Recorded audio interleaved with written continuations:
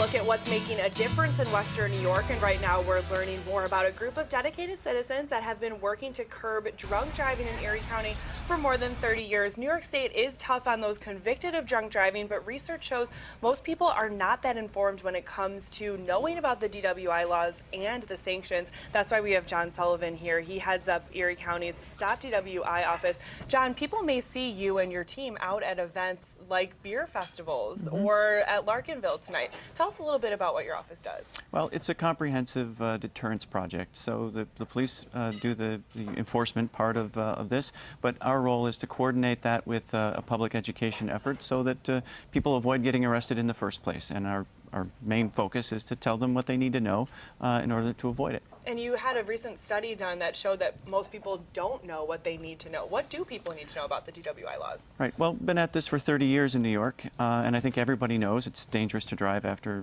drinking, and they have an idea that there's a lot of trouble to get a DWI, but the specifics have become staggering. Every year they add new sanctions to drinking drivers. About $10,000 for a total cost for a regular DWI. Easily double that if you have a crash or hurt somebody. You can't go to Canada for 10 years. Possibility of lifetime license suspension or cancellation is there. So people don't know this, and I think they know there's trouble, but when they find out exactly what the consequences are, they're surprised. And so people really don't know all of those things about these laws. How did you do this study, and who did you ask the questions of?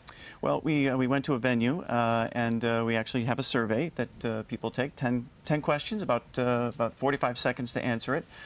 They spend a little time with us. We have information material at the table, and then after that they retake the survey, try and measure their increase in their knowledge, and also they learn about alcohol basics. So most of us don't go to a class and learn how to drink. We learn it from watching others do it and through just participating. But there's some art to it, and measuring drinks, watching the pace of drinking on empty stomach. All these factors affect our BAC. So we try and tell people that so they can not only avoid a DWI but manage their consumption in a helpful way. And you've been out in the community doing this for 30 years, but just last year you started actually going out to happy hour events, to beer festivals, and really interacting with the patrons one-on-one. You're going to be at Larkinville tonight. You yourself are a patron of Larkinville, of the happy hours there, and that's where you got the idea. Tell us a little bit about what you'll be doing. Right. Larkin's a terrific venue. Great alcohol service policies there.